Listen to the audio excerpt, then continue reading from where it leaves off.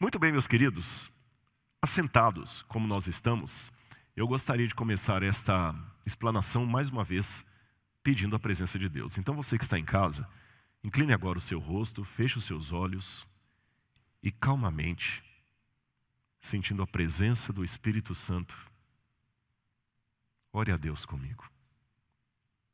Querido Pai, humildemente nós estamos na Tua presença e eu entrego essa semana de oração no Teu altar. Que tudo o que ocorrer aqui, Senhor, a música, as informações, os momentos de louvor e adoração, a logística do evento, que tudo seja para a honra e glória do Teu nome. E que Teu Espírito possa chegar no coração de todos os que estão conosco assistindo ao vivo, ou quem sabe, na gravação dessa mensagem que ficará no YouTube. Obrigado. Em Teu nome. Amém, Senhor. Muito bem. Vamos falar então hoje um pouco sobre o mundo que recebeu a Cristo. Como era esse mundo que recebeu Jesus? E eu quero convidar você já de cara a ler uma passagem da Bíblia. O PowerPoint já está no ponto aí para mim, ele não está aparecendo aqui. Ao vivo é assim, a gente vai fazendo e vai. Então vamos falar hoje sobre o mundo que recebeu Cristo, o mundo que recebeu o Messias. E eu quero convidar você de casa e os que estão aqui conosco a já abrirem a Bíblia comigo num texto que me chama muito a atenção. Ele está na carta de Paulo aos Gálatas. Gálatas, capítulo 4, versículo 4. Se você está em casa, acompanhe com a Bíblia, pegue uma Bíblia aqui, tem muita gente abrindo a Bíblia, isso é muito bom. Então, folheie, se você quiser acessar no celular, não sei se você está assistindo pelo celular, mas vamos ler a Bíblia juntos. Gálatas 4, verso 4. Prontinho? Achou? Então vamos ler. O apóstolo Paulo diz assim: mas quando chegou a plenitude do tempo, Deus enviou seu filho, nascido de mulher, nascido sob a lei, para resgatar os que estavam sob a lei, a fim de que recebêssemos a adoção de filhos. Vamos entender o contexto? Vamos usar a arqueologia em nosso favor? Como eu falei com vocês, a arqueologia não é só para confirmar a historicidade da Bíblia Sagrada, ela ajuda a dar um contexto da Bíblia. Então, eu quero fazer com que você agora volte comigo no tempo, 2000 anos atrás, e vamos imaginar como se vivêssemos nos dias do apóstolo Paulo. Ou, mais ainda, vamos imaginar que nós estivéssemos frequentando a igreja de Gálatas que recebeu essa carta de Paulo. O que ele quis dizer quando escreveu vindo à plenitude do tempo? Essa expressão sempre me chamou a atenção, plenitude do tempo, porque em grego é pleroma tu chronou, o enchimento do tempo. A palavra pleroma significa algo que está cheio, que está transbordando, como se fosse um copo d'água que você enche e ele transborda. Por que Paulo usou essa expressão? Bom, hoje talvez ele falaria vindo o tempo no calendário, ou os ponteiros do relógio já estão passando, mas ele não falou disso, porque ele nem usava ponteiro em relógio na época dele. Ele falou plenitude do tempo. Será que eu posso aprender um pouco mais dessa expressão através da arqueologia, da história daquele tempo? Então vou mostrar uma coisa para você. Como era o relógio da época de Paulo? Você já parou para pensar nisso? Nós temos vários tipos de relógio hoje, a hora é vista no celular, mas como era o relógio na época de Paulo? Como eles contavam o tempo? Olha aí na tela. Você vai ver alguns baldes. Pode colocar já na tela para o pessoal poder ver. Esses baldes são chamados de clepsidra. É um relógio d'água da época dos egípcios. Ou seja, na época de Moisés, usava-se esse tipo de relógio. Volta para mim que eu vou contar uma curiosidade para vocês, depois eu volto na imagem da clepsidra. A Idade Média, a despeito de alguns historiadores hoje estarem tentando uma releitura da Idade Média, que dizem que a Idade Média não foi tão terrível assim. Você sabe que existe um movimento de revisionismo da história. E alguns historiadores querem dizer que a Idade Média não foi aquilo que nós pautamos como ruim. Eu não vou entrar no mérito da questão, mas é curioso notar que na época de Galileu Galilei, já estava saindo da Idade Média, entrando na Idade Moderna, mas só para você ter uma noção do atraso cultural em que estava a Europa e o Ocidente, na época de Galileu Galilei, Idade Moderna, começando a ciência, Galileu teve que usar uma clepsidra, um relógio d'água como este que eu mostrei, para poder calcular quanto que um corpo demorava para descer um plano inclinado, porque não havia ainda o cálculo diferencial em seu tempo. O curioso é que esse relógio d'água que Galileu Galilei usou no século XVI, era o mesmo usado no Egito na época de Moisés. Já pensou? Agora vamos voltar para a tela que eu quero novamente mostrar a clepsidra para vocês. Preste atenção aí no desenho. Pode colocar lá na tela. Você tem os vários baldes e a água vai caindo de um balde para o outro. Eles mediam o tempo fazendo o seguinte, faziam um furo no balde e a água ia caindo no outro balde. E eles marcavam no balde que estava esvaziando alguns sinais e à medida que a água ia descendo, eles marcavam o tempo. Só que você tem um problema com isso aqui, que à medida que a água vai descendo, ela perde a pressão, então ela vai descendo agora mais lenta. Então a medida do tempo não era assim uniforme, não dava para ser uma medida precisa. Aí veio um sujeito chamado Quitsébios, de Alexandria, muito inteligente, um Leonardo da Vinci daquela época, o camarada era um gênio. E ele resolveu inventar um relógio, uma clepsidra mais bem elaborada do que a convencional, e queria marcar o tempo de maneira precisa. E na época em que o apóstolo Paulo viveu, o relógio de Quitsébios era o mais preciso que havia. Era o relógio suíço deles, se eu posso dizer assim. Ou o relógio atômico da época. Você quer ver como é que era o relógio que ele inventou? Então vou mostrar para vocês. Lembra que o problema da clepsidra é que você enche o balde d'água, mas à medida que a água vai descendo, ela vai ficando mais lenta e não dá para você medir precisamente o desnível da água. Então olha o que o Quitsébios fez. Coloca o vídeo aqui para mim.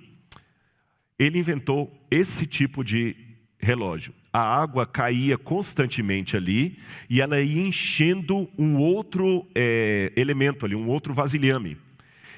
E à medida que ela ia enchendo o vasilhame, enchendo o pleroma, lembra? E enchendo, o bonequinho vai subindo e marcando o tempo. É lógico que esse vídeo está acelerado. Ele subia de maneira bem lenta, marcando cada pedacinho do dia. Ele ia marcando. Agora o relógio, a clepsidra, ao invés de esvaziar para marcar o tempo, ela ia enchendo. E quando ela chegava no topo, esvaziava e começava de novo. Vou mostrar mais um vídeo para vocês. Coloca na tela, por favor. Olha mais esse outro vídeo aqui. Já mostrei a clepsidra, então olha, veja bem, agora não é o esvaziamento, é o tempo enchendo, mas vamos ver um próximo vídeo aí. Pode colocar lá. Aqui vocês estão vendo como era uma clepsidra bem sofisticada da época de Paulo, inventada por esse alexandrino. Ele fazia com que a água caísse de maneira constante em vários vasilhames. E ela caía de tal maneira que a pressão da água não alterava nunca. E ela caía sempre de um vasilhame para o outro, fazendo com que a água fosse gotejando de maneira uniforme, sem perder a pressão, e assim o tempo era medido de maneira exata, quase como um relógio suíço. Mas ele mudou o conceito.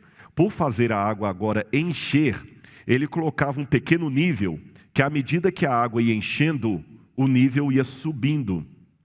Enchendo, subindo, pleroma. E foi tão sofisticado, tão revolucionário esse relógio, que ele conseguiu marcar não apenas as horas do dia, mas também as estações do ano. E o mecanismo fazia com que engrenagens, a partir do movimento da água, movessem, e à medida que a engrenagem ia movendo-se, o nível ia subindo, aí ele está descendo porque a água já está acabando e você tinha que encher de novo. E ele tinha até um apito que mostrava quando o tempo chegava no seu ápice, quando ele chegava no seu todo. E havia até um passarinho que batia as asas e fazia um som. É o primeiro relógio cuco da história. Ele marcava inclusive as estações do ano, marcava os meses, e tudo era marcado na base do enchimento da água. Um relógio de pelo menos 2.200 anos de idade. Agora, olha que interessante. Como você viu em casa esse vídeo, e vocês aqui também, não ficou mais fácil entender por que Paulo usa essa ilustração quando ele diz, vindo à plenitude do tempo? Ou seja, Paulo conhecia esse relógio. Então, quando o relógio chegava no topo, na sua plenitude, é que o tempo tinha chegado no seu ápice. Paulo usou isso como figura de linguagem e falou: vindo o ápice do tempo, a plenitude, o enchimento do tempo, Deus enviou o seu Filho. Nascido de mulher, nascido sob a lei, para resgatar aqueles que estavam condenados pela lei. Mas, para não ficar só na curiosidade da imaginação de Paulo, raciocine comigo. Se Paulo pegou um relógio da época, e você morando em Gálatas, na Galácia, você ia entender isso aqui, a comparação de Paulo. Você ia pensar, bom, mas quando o relógio chega no ápice, é porque o tempo estava no momento exato. Lembra, uma das características desse relógio d'água que eu mostrei para vocês era a precisão do tempo. Isto demonstra, então, que Deus também, na visão de Paulo, tinha um relógio. E na precisão do tempo de Deus, o Messias veio. Agora, saindo da ilustração de Paulo para a realidade, será que nós temos eventos no entorno do nascimento de Jesus que mostram que realmente o tempo tinha chegado no seu ápice?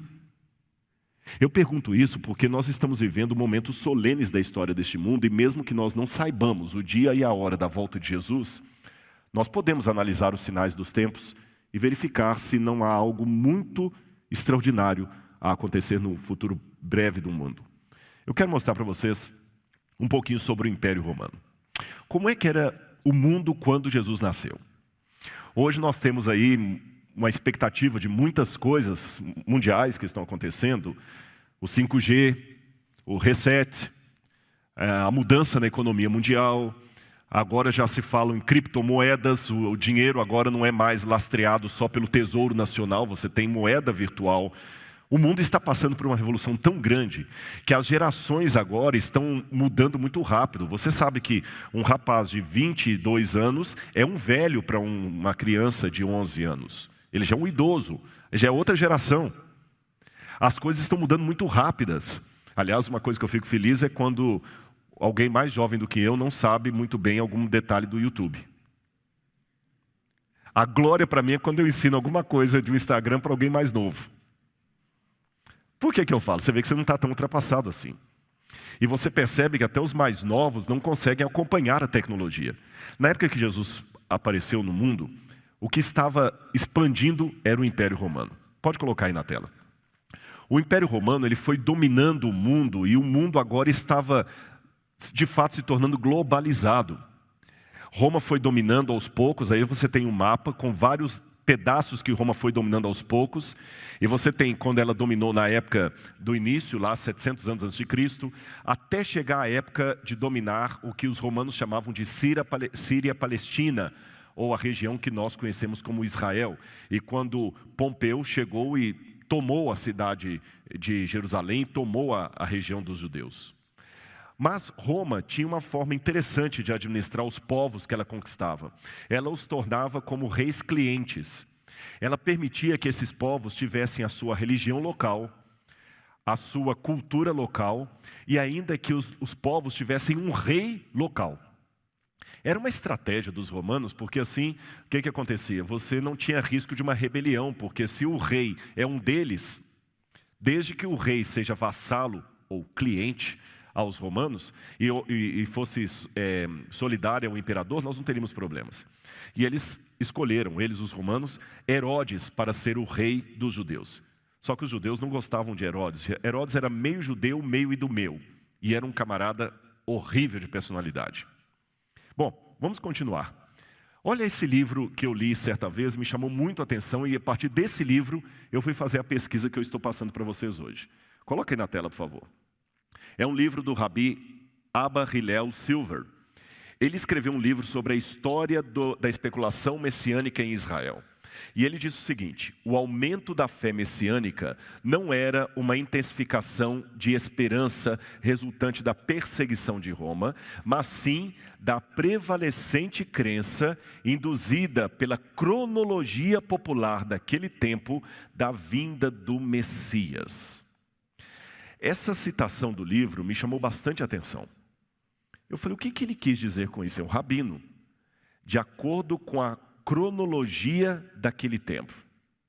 Ou seja, Havia uma cronologia naquele tempo que indicava que o Messias estava chegando.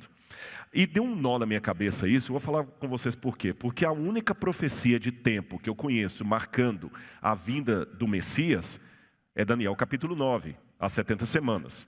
Mas as 70 semanas, elas marcam quando Jesus seria ungido e crucificado.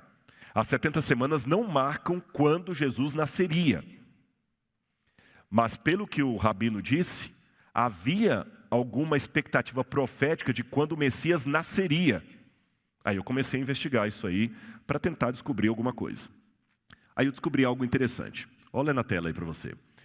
No Talmud, o Rabi Judá, que é um dos principais compiladores do Talmud, das regras talmúdicas, ele diz que todas as datas predestinadas para a redenção já haviam se passado. E quando você vai lendo mais o tratado dos judeus do Talmud, o que é o Talmud, Rodrigo? Eu vou explicar para você. O Talmud é uma coletânea de livros que os judeus foram juntando a partir do ano 90 depois de Cristo até por volta do ano 250. E esses livros são como se fossem um vademecum da cultura judaica. Toda legislação judaica está ali. Como é que você deve guardar o Shabat, como é que você deve preparar uma carne na sua casa, o que alimentos você tem que evitar, não evitar. Os rabinos prepararam aquilo. E para muitos judeus, o Talmud tem quase o status de escritura sagrada. E o Talmud é interessante para mim, porque ele me traz muitos elementos sobre o judaísmo que hoje se perderam. E no Talmud, além dessa informação que as profecias com data já haviam passado, o Talmud me traz algumas coisas interessantes. Primeiro, há uma maldição no Talmud para quem ensinasse e estudasse o livro de Daniel. Sabe por quê? O próprio Talmud explica. As profecias de Daniel já se cumpriram e o Messias não veio. Então, se você ensinar as profecias de Daniel, você pode levar o povo ao desânimo. Ou seja, a própria literatura judaica admite que Jesus nasceu na época em que o Messias deveria vir. Mas como eles não reconhecem Jesus como Messias, então colocaram uma maldição sobre o livro de Daniel, para que ninguém estude o livro de Daniel, para não levar as pessoas ao desânimo. Aliás, existe até uma dificuldade de reconhecer Daniel como profeta, porque ele profetizou na Babilônia. Tiraram Daniel do corpo dos profetas, na tradição judaica. Olha que interessante, os próprios judeus estão me dando uma informação que havia uma cronologia na época de Jesus que indicava que o Messias deveria nascer naquele tempo. E eu aprecio quando aquilo que eu acredito é dito pelos lábios de alguém que não concorda comigo. Vocês estão entendendo meu raciocínio? O que eu acredito é confirmado pelos lábios de alguém que não concorda comigo, então está acima de qualquer suspeita. O pai falar que o seu filho é lindo. Agora, quando o inimigo do pai fala, eu tenho que admitir, o filho daquele homem é bonito, é ou não é? Vocês estão rindo, né? Só não pode fazer como alguém que aconteceu uma vez aqui, num lugar que eu fui aqui, não vou falar qual. Eu tinha chegado de viagem e um pai falou assim, rapaz, você não pôde ir ao casamento da minha filha. Eu falei, não deu, eu estava viajando e tudo, mas uma hora eu vou fazer uma visita para ela e o esposo lá. Ele falou assim, não, mas minha filha, ela estava linda no casamento. Eu falei, imagino, sim. E ele estava elogiando tanto a filha dele, que ele falou, mas ela estava linda. Eu falei, não, imagino. Ele falou, não, mas seja sincero comigo, pastor, minha filha é linda, não é? Eu falei, sim, ela é bonita, muito bonita. Ela é a cara do pai. Eu falei, ela é de criação? Eu só conto até aqui. Isso aconteceu num colégio distante do século XVI, da Associação Adventista vamos criar uma cidade, Passárgada, da Pérsia. Tá bem? Bom, mas continuando o que eu estava dizendo, e por que eu interrompi isso aqui? Até isso também tem um fim didático. Você sabia que muitos dos ensinos da época de Jesus, o rabi, ele quebrava o ensinamento para falar algo que provocava risos no auditório? Muitas pessoas pensam que Jesus é uma pessoa sisuda, né? Que Jesus não sorria, que Jesus não podia se alegrar. Lê do engano. Jesus era uma pessoa alegre, tanto é que até as crianças que na época dele não tinham a liberdade que tem hoje, corriam para o colo de Jesus. Jesus não podia ser alguém de cara amarrada. Aliás, se há um conselho que eu possa dar para você, é o seguinte, se Jesus salvou a sua vida, conte isso para a sua cara. Dê um sorriso. Quem foi meu aluno de teologia já me ouviu falando várias vezes em sala de aula que se um homem não sabe rir de uma boa piada, desconfie da religião dele. Mas não é apenas uma questão de contar a última do papagaio ou fazer do púlpito um stand-up. Cuidado. Há uma diferença entre o cachorro abanar a cauda e a cauda abanar o cachorro. O humor, ele tem um motivo para estar didático, não é apenas ficar contando piadinha aqui. Não é stand-up, é homilética. Cuidado com isso, aqui é só um puxãozinho de orelha, porque tem alguns sermões também que às vezes só fica fazendo o auditório rir, mas é a palavra. E para eu não incorrer nesse erro, vamos voltar à palavra. Eu estava falando com vocês, resumindo, que eu aprendi pelos judeus, eu citei o livro do Rabbi Silver, e citei também o Talmud, que eles admitem que na época em que Jesus nasceu, pelas profecias, era a época que ele deveria vir. Mas ainda existe uma outra coisa que estava me incomodando, eu queria saber. Que profecias seriam estas que anunciariam que Jesus deveria nascer na época que o Messias veio? Olha no quadro, eu quero mostrar uma foto para vocês. Aqui você tem as cavernas de Herbert Qumran, onde foram encontrados os manuscritos do Mar Morto. De acordo com uma hipótese, quem morou nesse lugar e copiou os textos do Mar Morto foi uma seita judaica dos essênios. Eu particularmente trabalho com essa hipótese. E o que a gente estuda sobre os essênios é que eles moveram-se para o deserto porque eles estavam se preparando para a vinda do Messias. Há até uma possibilidade, não vou explorá-la nessa semana de oração, que João Batista possa ter morado um tempo entre os essênios. Porque os essênios, eles não aceitavam o templo de Jerusalém e eles criavam filhos de pessoas, sacerdotes, que eles não queriam que ficassem contaminados pelo templo de Jerusalém. E João Batista diz a Bíblia que ele cresceu e foi criado nos desertos. E a comunidade dos essênios criava muitos filhos de sacerdotes. Talvez João Batista esteve ali, e a pregação de João Batista é muito parecida com aquela que eu encontro nos manuscritos do Mar Morto. Eles dizem, por exemplo, quando alguém perguntava o que vocês são, eles diziam que eram do segmento da Yahad, aqueles que buscam a justiça, Yahad, o caminho correto. E se vocês buscam a Yahad, mas quem vocês são? Nós somos a voz que clama no deserto, preparai o caminho do Senhor, citando o profeta. E João Batista, quando começa a pregação dele, ele também fala a mesma coisa, que ele era a voz que clama no deserto. Os essênios gostavam de alimentar-se de mel silvestre e alfarroba, que era chamado o gafanhoto da época. E João Batista comia o gafanhoto, que para mim também era da alfarroba, aquela mesma do Cevisa. Aquele chocolate. Não era um inseto, não. Agora, tudo indica que João Batista depois rompeu com a seita dos essênios e foi anunciar a vinda do verdadeiro Messias, que era Jesus. Mas será que existe alguma coisa mais? Quando a gente investiga os manuscritos do Mar Morto, e aqui na UNASP, eu espero que depois o QR Code possa aparecer aí para você olhar lá, aqui no UNASP nós temos muitas informações, eu tenho cerâmica original da comunidade dos essênios, e nós temos algumas réplicas dos manuscritos do Mar Morto. Nos manuscritos do Mar Morto, como esse aí que você vai ver na tela agora, que é a regra da comunidade, esse é do caminho de Damasco, perdão. O caminho de Damasco, ele fala da vinda do Messias. E o caminho de Damasco faz uns cálculos proféticos lá de quanto tempo depois do cativeiro o Messias deveria vir. E eles colocam que passaria um período de 390 anos, depois um período de 20 anos, depois de 40 anos, e o Messias viria. Como você pode ver pela foto, o manuscrito está fragmentado, ele está deteriorado, nós não temos o quadro completo. E é por isso que alguns acham que a data que o manuscrito está falando é do nascimento ou da vida de Onias, que seria um dos fundadores da seita dos essênios. Mas há outros estudiosos, eu não vou aqui entrar em detalhes técnicos para não cansar você, que acreditam que os essênios tinham um cálculo profético que chegava até mais ou menos entre o ano 6 e o ano 3 antes de Cristo, como sendo a época em que o Messias haveria de nascer. O curioso é que esse mesmo documento que eu mostrei a foto para vocês, o documento de Damasco, ele fala que depois que o Messias fosse morto, passariam cerca de 40 anos e o juízo de Deus cairia sobre os ímpios dentre o povo de Israel e o sacerdote ímpio. E o curioso é que o Talmud também fala que 40 anos antes de Jerusalém ser destruída, o templo começou a ter situações muito estranhas ali. E curiosamente, foi em torno de 40 anos antes do templo ser destruído que Jesus foi morto na cruz do Calvário. Continuando aqui a nossa pesquisa, outra coisa que eu noto. Na época de Jesus, começaram a surgir muitos candidatos a Messias. Olha aí no quadro.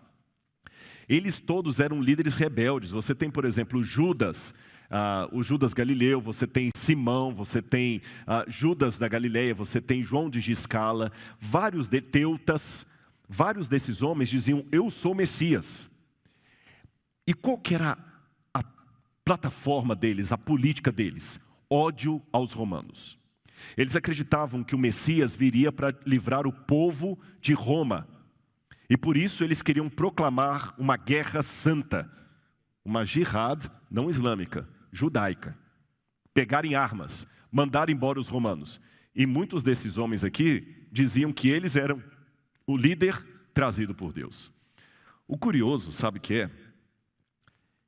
É que se esses homens começaram a aparecer justamente nessa época da história do judaísmo, é porque havia profecias que apontavam que o Messias nasceria naquele tempo. Eu vou explicar isso melhor para você, você vai entender.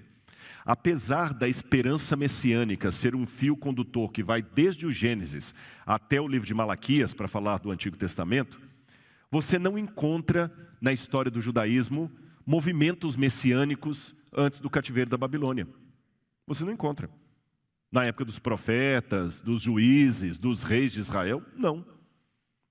Mas é curioso notar, e os estudiosos admitem isso, que exatamente ali no entorno do nascimento de Jesus, uns 50 anos antes de Jesus nascer e uns 100 anos depois que ele nasceu, a quantidade de judeus dizendo, eu sou o Messias e estou aqui, é muito grande. Então vamos pegar uma ideia disso? Por que apareceram tantos candidatos a Messias de uma só vez? Fazendo um paralelo. Quando é que a televisão começa a encher de pessoas candidatos a vereador, deputado, senador? É na época que tem uma eleição. Não faz sentido alguém da comunidade chegar no dia 2 de fevereiro aqui e começar a entregar folheto, olha, votem em mim. Ele não vai fazer isso. Se começam a aparecer candidatos a vereador, é porque chegou a época das eleições. Entendeu a comparação que eu estou fazendo? Se começaram a aparecer candidatos a Messias, é porque havia na época uma atmosfera de que o Messias havia de nascer. Agora você pode falar, Rodrigo, e por que a Bíblia não traz todos esses detalhes que você está apresentando? Em primeiro lugar, porque a Bíblia é a palavra de Deus, mas ela não é um livro que traz todas as informações. Segundo lugar, porque Deus também tinha uma mensagem especial para aqueles que viviam fora do circuito bíblico. Eu vou chegar daqui a pouco. Vamos falar um pouquinho mais sobre o Messias. Se eu for ao livro de Daniel, você vai ver que em Daniel capítulo 9, é o primeiro lugar da Bíblia que fala de maneira clara qual seria o papel do Messias. Daniel capítulo 9, versículo 25, fala aqui qual seria o papel do Messias. Eu vou ler para vocês aqui, ó. Daniel capítulo 9, versículo 25. Saiba e entenda isso. Desde que foi dada a ordem para restaurar e edificar Jerusalém, até a vinda do ungido, do Messias, Mashiach, em hebraico. Aliás, deixa eu explicar para você essa história de Messias. De onde vem isso? A palavra Messias vem do hebraico Mashiach, que significa aquele que recebeu um azeite na cabeça, uma unção. Os gregos traduziam Mashiach por Christos. Quem é católico sabe que a Igreja Católica, depois da época do catecismo e da primeira comunhão, faz a crisma, que é a confirmação da fé católica. E a crisma é quando o padre coloca um pouco de azeite na cabeça do fiel. Crisma é a palavra para óleo em grego. Crisma, Christos, aquele que recebeu o óleo na cabeça. Percebeu? Então Jesus Cristo significa Jesus o ungido, Jesus o Messias. Mas de onde vem essa ideia de ungir de maneira tão especial? Eu vou mostrar a foto de uma árvore para vocês. Essa árvore que vocês estão vendo aí agora é uma oliveira. Esta é a árvore principal de Israel, talvez a mais sagrada. E eu vou contar alguns segredos da oliveira para vocês.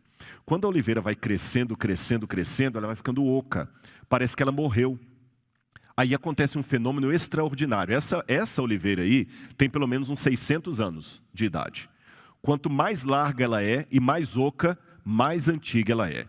Mas o que acontece? Depois de um tempo, sobe na oliveira um renovo e um rebento. Olha a foto que eu vou mostrar para você aí. Está vendo a parte de cima? Você vê que o tronco é bem velho, mas o renovo é novo. Vocês percebem que o galho é bem mais novo? E a parte de baixo traz o rebento. É esse rebento de baixo que vai ajudar a plantar uma nova oliveira. E é o renovo de cima que mostra que a oliveira ainda está viva.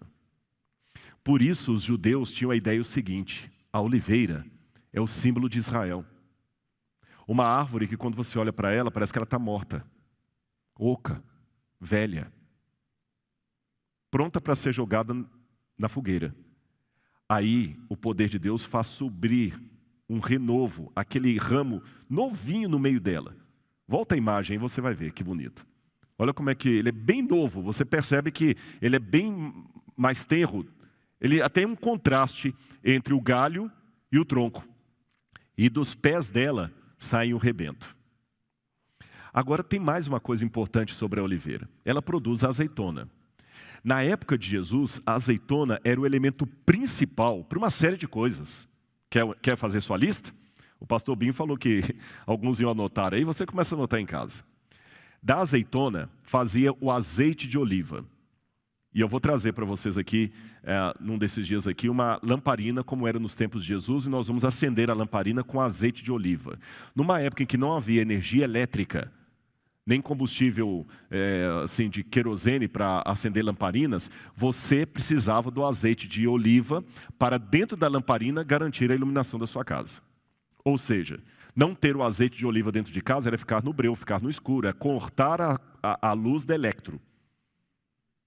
Já é ruim quando acaba a eletricidade, né? Então, sem uma lamparina em casa, você estava perdido. Imagina se você quer, à noite, ir ao banheiro que é do lado de fora da casa. Você precisa do azeite.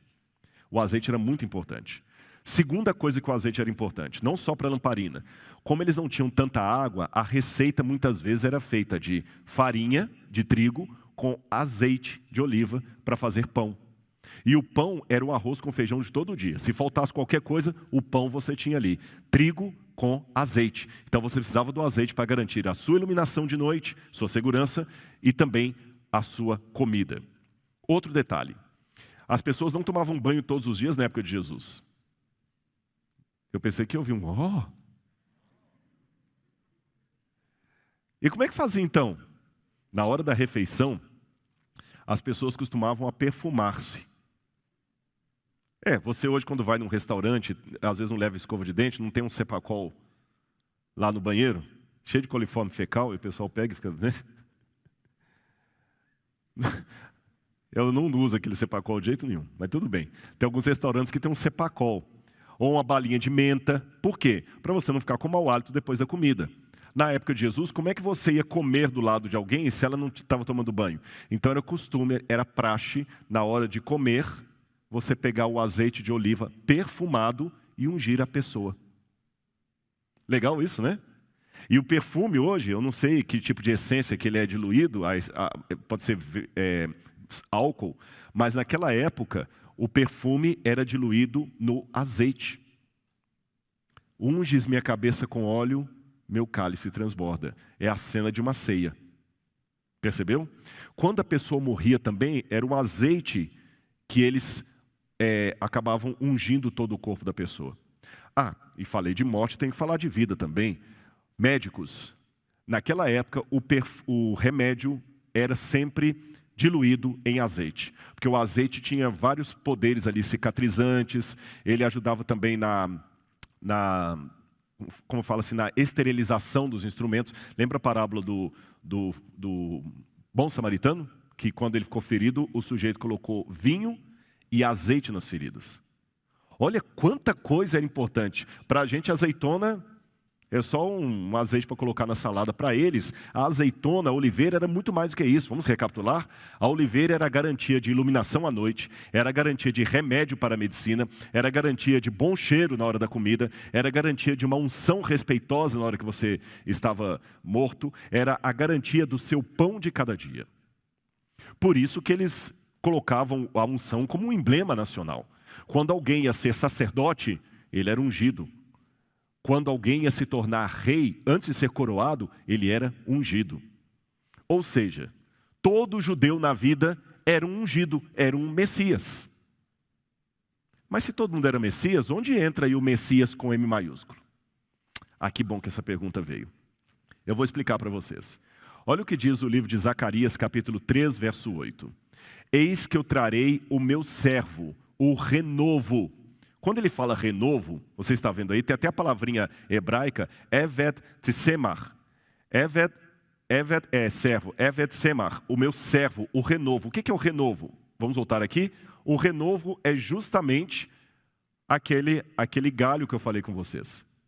A árvore da oliveira era símbolo do Messias. Eu trarei o meu servo, o renovo, aquele galho ali. Querem ver mais? Vamos mais um. Voltando aqui, olha de novo a árvore aqui que eu quero mostrar uma coisa para vocês. Só um minutinho. Relembrando, olha aí na árvore na tela. Você tem o renovo que sai em cima e o rebento que sai na raiz. Lembram disso? O renovo e o rebento. Olha lá, o rebento está na raiz. Olha o que diz agora a promessa de Deus em Isaías, e você tem aí justamente o livro de Isaías, como foi encontrado lá nas grutas do Mar Morto. Isaías, capítulo 11, versículo 1. Preste atenção, você que está em casa. Do tronco de Jessé sairá um rebento, e das suas raízes brotará um renovo. Perceberam? Do tronco de Jessé sairá um rebento. Lembram? Vamos voltar aqui a cena. Coloca aí no quadro para mim, por gentileza. Do tronco de Jessé sairá um rebento. Pode colocar na tela, por favor. Do tronco de Jessé sairá um rebento. Olha a Bíblia e olha a imagem. Isso aqui é arqueologia também, é a Bíblia 3D. Do tronco de Jessé sairá um rebento. E das suas raízes, um renovo. Está fazendo sentido agora para vocês? Total, né? É interessante que a palavra que aparece em hebraico aqui, para rebento, é roter. Então você tem tsemar e roter. Mas sabe qual que é a palavra hebraica para raízes? Netzer. E é interessante que Jesus era chamado Jesus de Nazaré, Jesus Netzer. E tem uma profecia da Bíblia que a gente não entende porque não está no Antigo Testamento. E ele foi criado em Nazaré para que se cumprisse o que foi dito pelo profeta. Ele será chamado Nazareno, Netzer. Mas essa passagem não está no Antigo Testamento. Então esse texto do evangelista está citando alguma profecia que hoje se perdeu. Muita coisa se perdeu. Mas é fantástico a gente tentar descobrir algumas coisas nesse sentido. Quer ver outra prova de que o Messias viria naquele tempo? Olha aí no quadro para vocês a promessa de Ageu. Ageu diz que quando as pessoas começaram a chorar pelo templo que foi construído, que era muito pequeno, ele falou, não chorem, porque a glória de Deus estará nesse templo. Aqui virá o desejado de todas as nações, e esse templo terá uma glória maior do que a outro. Eu não vou entrar aqui no mérito da questão com vocês sobre quem é o desejado de todas as nações. Alguns exegetas pensam que aqui não é Messias, mas para mim é o Messias. Eu não vou explicar o porquê que eu tomo essa posição, mas eu tenho razões exegéticas para isso. Mas de qualquer maneira, chama minha atenção que aquele templo, na visão dos judeus, ele era especial porque o Messias viria até ele. E não só eles tinham essa convicção, mas tiravam proveito dela. Lembra que eu falei de Herodes, o facínora? Olha a moeda de Herodes. Essa moeda de Herodes é uma das moedas da coleção do Museu de Arqueologia Bíblica da UNASP. Quando você puder ver essa moeda, eu quero até combinar quando a gente estiver expondo aqui, viu, pastor Antônio Marcos? Nós vamos colocar a moeda pequenininha e colocar um banner grande para o pessoal poder ver. Essa moeda de Herodes, preste atenção aí na tela.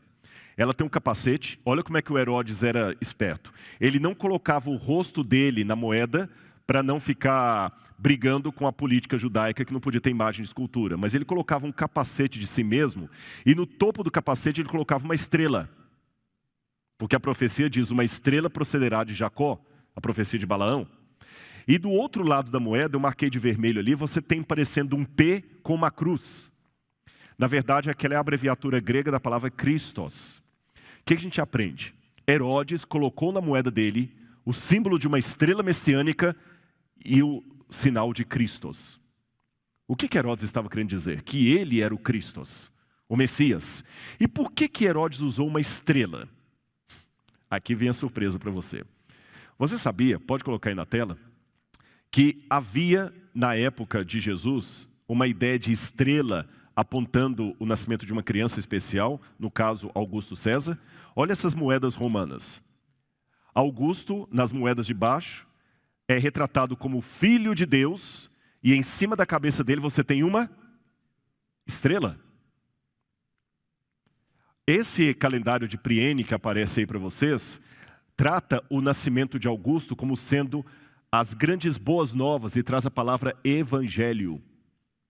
Ou seja, a palavra evangelho não foi criada pelos cristãos, mas era um termo técnico que havia no mundo romano para anunciar o nascimento de um Salvador. Espera aí, você deve estar perguntando assim, Rodrigo, você quer dizer então que os romanos também estavam... E quando Augusto nasce e ele se torna imperador, eles falaram, ele é a criança que nós estávamos esperando. E o nascimento dele é o grande evangelho para o mundo. Augusto é o grande salvador, o Filho de Deus que veio ao mundo para nos salvar. Gente, isso me surpreende muito. Como é que esse pessoal em Roma sabia que o Filho de Deus, o Salvador, estava para chegar e que ele seria demarcado por uma estrela? Porque quando Júlio César morreu, um cometa apareceu no céu e eles achavam que aquele cometa era a estrela apontando o nascimento do Salvador. Quer mais exemplos fora da Bíblia? Vamos lá, coloca aí na tela. Esse aí é Virgílio, um poeta romano. E Virgílio falava de uma profecia a respeito da vinda de uma criança de ouro, que daria por fim o período do ferro. É curioso que quando eu estudo as lições da escola sabatina e a lição que teve sobre o livro de Daniel, nós aprendemos que Daniel tinha vários metais que compunham a estátua. E Roma era justamente a parte de ferro. E Virgílio, que era um romano, falava que a história da humanidade estava vindo em metais decrescentes, mas depois que passasse o ferro, viria novamente a época de ouro e a criança nasceria. A criança de ouro. Aliás, Hesíodo, que era um poeta grego, também falava, e Ovídio, que era um historiador romano, coloca aí na tela, eu vou até mostrar um pedacinho do manuscrito deles, que haveria de voltar ao mundo uma criança, pode colocar aí na tela? Uma criança de ouro. E eles estavam guardando, e eles sabiam que essa criança de ouro nasceria mais ou menos na época em que Jesus veio ao mundo. Aí eu vou para a Bíblia e descubro que vieram magos do Oriente receber o recém-nascido Messias. Agora volta aqui para mim, eu quero fazer uma pergunta para você. Como é que esses magos ficaram sabendo que Jesus estava para nascer ali? Eles não eram judeus, eram astrólogos. A Bíblia proíbe a astrologia. Eram pagãos. Eram magos provavelmente da Pérsia. E vieram de longe. Eu estive no Irã. E, gente, o Irã para Israel é muito longe. É lógico que não foi numa mesma viagem. Senão não entraria num país ou no outro. Mas é muito longe. E era um país riquíssimo. Eles vieram atravessando lá os Montes Urais, vieram atravessando, eles gastaram meses nessa viagem. Por que esses magos vieram? E como eles ficaram sabendo que o Messias estava chegando? Lembre, a profecia de Daniel capítulo 9 não aponta para o nascimento de Jesus. Aponta para quando ele se tornaria ungido, do batismo dele. Como que aqueles magos sabiam a cronologia dos fatos? Eu quero mostrar para vocês uma coisa que me surpreendeu. Deixe-me ler algumas passagens da Bíblia com você. Vamos começar com João capítulo 1, verso 9. Pode colocar na tela aí. O João, o Evangelho, diz assim: estava chegando ao mundo a verdadeira luz que ilumina todos os povos. Então não era só os judeus que deveriam estar sabendo da vinda do Messias. Volta para mim. Seria muito injusto da parte de Deus trazer o filho dele ao mundo e só contar para os judeus. Eu não vou entrar no mérito da questão, existe um debate na missiologia sobre como é que nós devemos entender a salvação daqueles povos que não tiveram contato com o Evangelho. Alguns seguem uma escola inclusivista, achando que todo o caminho leva a Deus. Outros exclusivistas, é só o cristianismo. Na minha opinião, eu sou radical em dizer que a única salvação é através de Jesus, eu não abro mão disso. Mas eu acredito que Deus se revelou a outros povos de uma maneira que eles possam compreender. A salvação é única e exclusivamente acerca de Jesus. Mas a misericórdia de Deus tem que atingir aquele que não teve o conhecimento teológico sobre Jesus. É o que o João está falando. Vamos voltar para a tela. A luz que ilumina todos os homens. João 10,16 continua dizendo, Jesus falando, tenho outras ovelhas que não são desse aprisco. É necessário que eu as conduza também. Elas ouvirão a minha voz e haverá um só rebanho e um só pastor. E esse texto, para mim, de Amós, é um dos mais lindos. Povo de Israel, diz o Senhor, eu amo o povo da Etiópia tanto quanto amo vocês. Assim como eu trouxe vocês do Egito, eu também trouxe os filisteus da ilha de Creta e os arameus da terra de Quir. Irmãos, esse texto para mim é um tapa na cara do orgulho religioso. Eu sou um adventista do sétimo dia, convicto da minha fé. Por isso eu sou adventista e não testemunho de Jeová, mórmon ou presbiteriano. Eu sei porque eu sou adventista. Mas eu não tenho medo de afirmar que a igreja de Deus é maior do que a igreja adventista.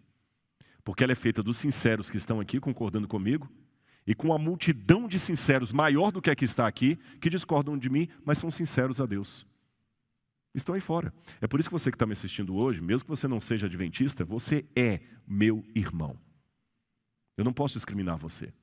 A minha convicção religiosa não pode me obliterar de deixar Deus ser Deus e o Espírito soprar onde Ele quer. Esse texto de Amós é muito concludente. A gente só pensa em Deus agindo em Israel. Deus agiu em vários povos. Olha o que ele diz, assim como eu trouxe vocês do Egito, eu trouxe os filisteus de Creta, e os filisteus eram até inimigos de Israel. Imagina um judeu chauvinista lendo Deus falar que ele amava tanto Israel quanto os arameus, que eram inimigos. A luz vai a todo mundo. E olha esse texto do livro Desejado de Todas as Nações que me chama a atenção sobre os magos. Preste atenção aí na tela, eu vou ler com você. Os magos do Oriente, diz o livro Desejado de Todas as Nações, eram filósofos, homens justos que estudavam as indicações da providência na natureza, como honrados por sua integridade e sabedoria. A luz de Deus está sempre brilhando entre as trevas do paganismo. Eu vou repetir essa parte. A luz de Deus está sempre brilhando entre as trevas do paganismo. Volta para mim. Um comentário aqui. Pregar o Evangelho, como eu estou fazendo agora para você em casa, é um dever e um privilégio, mas não pode ser uma soberba intelectual. Deus não depende de mim para terminar a obra dele. Ele me dá o privilégio de participar de algo que ele não precisaria da minha ajuda. Então, toda vez que você pregar o Evangelho, lembre que Deus não precisa de advogados, Ele precisa de testemunhas. Testemunhas que preguem com convicção aquilo que eles acreditam, sem perder o amor e o respeito por aquele que não vê a coisa na mesma luz que ele está vendo. Deus não deixou de brilhar a luz no paganismo, nas trevas. Repito, pregar o Evangelho, para quem é cristão, é um dever e um privilégio. Mas não pense que Deus está dependendo de você. Se você se calar, as pedras clamarão. Então deixe Deus ser Deus e faça a sua parte com humildade e sensação de privilégio. Porque em Judá, todo mundo sabendo sobre as profecias de Daniel e tudo mais, ninguém estava esperando o Messias. E 3 astrólogos no paganismo receberam a luz que os sacerdotes do templo de Jerusalém não receberam. A história pode acontecer hoje de novo. Vamos continuar aqui? O livro Desejado das Nações continua dizendo que eles tinham ali mais claro entendimento, eles se voltaram para a escritura dos hebreus. Mas, detalhe, guardados como tesouro em sua própria terra, havia escritos proféticos que prediziam a vinda de um mestre divino. Balaão pertencia aos magos, conquanto fosse em tempos profeta de Deus e pelo Espírito Santo predissesse. O aparecimento do Messias em suas profecias haviam sido conservadas de século em século.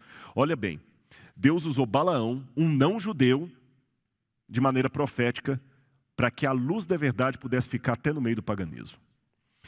É essa leitura do livro Desejado de Todas as Nações, com os elementos que eu tive da arqueologia e da história, que me permitem dizer, mesmo fora de Israel, o povo sabia que o Messias estava chegando. Os persas, por causa de um oráculo de Zoroastro, sabiam que o Messias estava chegando mais ou menos na época de Jesus, e os magos vieram da Pérsia. Os oráculos sibilíneos, que era uma coletânea de oráculos proféticos que Roma colecionava e os judeus também tinham, falavam da vinda de um Messias, de um Salvador, mais ou menos na época de Jesus. Quer ver mais? Nós temos profecias também da Babilônia, de Sipar, falando que os calendários estavam apontando para a época da vinda de um Salvador. Para terminar a minha parte aqui, você que está em casa, percebeu como era lindo o que estava acontecendo na época de Jesus? Ao mesmo tempo que os povos estavam agitados com o expansionismo de Roma, preocupados com o futuro, Deus estava dando sinais indeléveis de que chegara a plenitude do tempo, o pleroma do tempo. Mas que pena, com tantos indícios, apenas uns poucos perceberam e se alegraram. Magos vindos do Oriente, pastores nas colinas de Belém, um idoso nas escadarias de Jerusalém, uma profetisa, e os líderes, e os teólogos. Olha esse último slide aí. Diz o Evangelho de Mateus, que, pode colocar na tela, que Herodes ficou alarmado quando ele soube que o Messias tinha nascido. E toda Jerusalém com ele. Essa expressão alarmado, etararte, em grego, significa mais do que alarmado, significa angustiado, agitado, perplexo. E eu fico me perguntando, pode voltar para mim? Por que Herodes ficou alarmado e toda Jerusalém com ele? Bom, é lógico que aqui eu tenho uma hipérbole. Lembra que coisas importantes precisam ser ditas sentadas? Não foi toda Jerusalém que ficou alarmada? Mas a despeito da hipérbole, por que será que Herodes e vários ali ficaram perplexos? Os magos, não os magos, os sacerdotes, os escribas do povo. Sim, porque a Bíblia fala que Herodes os consultou e falou, onde é que deve nascer o Messias? É em Belém. E toda Jerusalém se alarmou com Herodes. Eu tenho algumas explicações. Talvez a cidade se alarmou porque correu nas ruas. Gente, diz que o Messias nasceu e Herodes está furioso. Herodes era uma pessoa que não valia o prato que comia. Ele teve a coragem de matar a própria esposa que ele mais amava, Mariamne, o seu irmão que ele tanto amava, e até os seus filhos, porque todo mundo que aparentemente ameaçava-lhe o poder, ele mandava matar. Ele era um esquizofrênico, eu nem sei se é esse o diagnóstico, mas ele era um louco. E o que é pior, porque se a pessoa só tem um problema emocional, os psicólogos sabem que tem que ser tratado, mas se a pessoa ainda tem junto com isso um problema de caráter, como era o caso de Herodes, a potencialização da loucura dele ficou astronômica. E o medo das pessoas? Imagina se Herodes agora manda matar todo mundo. Eles ficaram com medo. O medo do que Herodes podia fazer foi maior do que a alegria da chegada do Messias. Você já parou para pensar que talvez o medo do decreto dominical, o medo do Covid, o medo do fim dos tempos, o medo do que vai acontecer, possa fazer você ficar mais angustiado do que alegre em relação aos tempos que estamos vivendo e à expectativa da volta de Jesus? Uma segunda razão, porque talvez Herodes se alarmou e toda Jerusalém com ele. Quando Simeão pega Jesus nas escadarias do templo, ele fala com Maria assim, essa criança será um sinal de contradição. Porque alguns serão salvos por ela e outros vão se perder. Uns entrarão no reino, outros no lago de fogo e enxofre. O evangelho é um sinal de contradição. Por isso eu posso falar para você que está me assistindo de casa, que a volta de Jesus é uma boa e uma má notícia. A boa notícia é que ele vai voltar. E a má notícia, se você não estiver preparado, ele vai voltar. Terceira razão, talvez eles não se alegraram com a vinda do Messias por causa da profecia antiga. A profecia dizia, o cetro não se arredará de Judá, nem o bordão, até que venha Siló, ou Messias, e todos se submetam a ele. Aqui eu vou para a última parte, para fazer uma pergunta para você que está em casa. A profecia diz que o cetro não se arredaria de Judá